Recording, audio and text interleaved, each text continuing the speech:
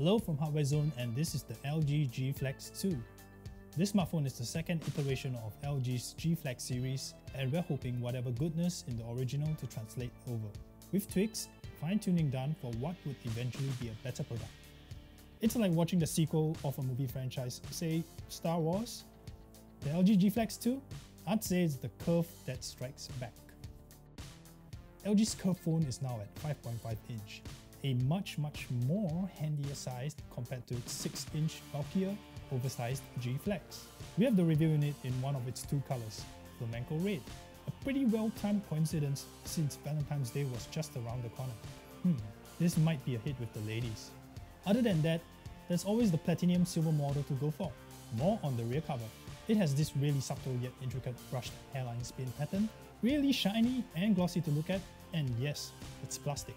Not the usual metal design most other phones sport these days, and for a good reason too. Like the original G Flex, the G Flex2 doesn't just bend. The phone flexes, like it's designed for yoga. It's supposedly 20% stronger than the Gorilla Glass 3.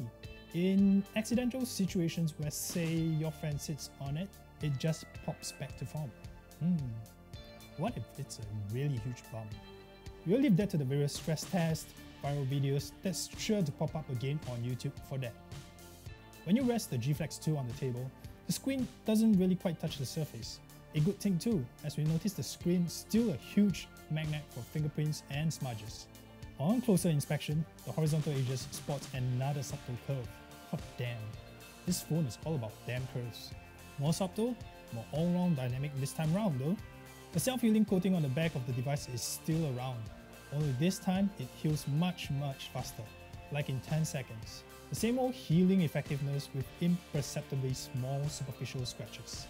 But with anything more than coins or keys, the G Flex2 is still gonna be pitchforked to hell. So, what's new in this G Flex movie sequel then, you might ask? For starters, the resolution. Still an OLED display, but what was once 720p on the original G Flex is now a 1080p Full HD display on the G Flex2. LG fanboys, if there's any one of you out there, we'll definitely give a shout out to the 403 ppi pixel density you get from it, compared to the similarly sized iPhone 6 Plus at 326 ppi. But yeah, we get it. The display is awesome. The G Flex2 also sports the new Snapdragon 810 processor.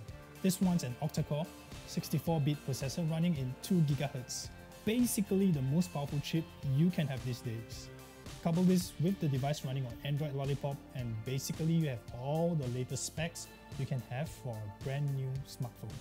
For now that is, not bad for a sequel, huh? Oh yes, and it comes with an external microSD card slot too. And what's a second iteration without a few nifty tricks here and there? While still retaining its 13-megapixel rear camera, OIS plus laser autofocusing functionalities, you can take selfies with a simple gesture, like this. Okay, done.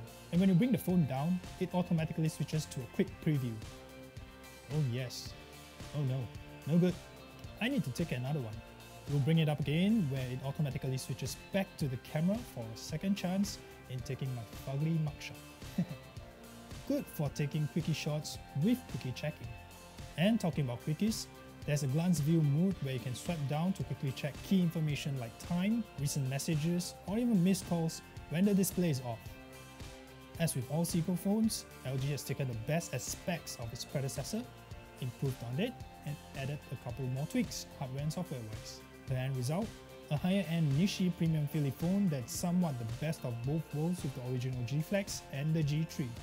The curved design still remains its standout feature, more subtle, so much more natural this time round, but until LG finds an extremely groundbreaking use for it, it still feels like an ongoing proof of concept storyline.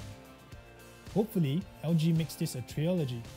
We are definitely looking forward to a return of the curved screen next year.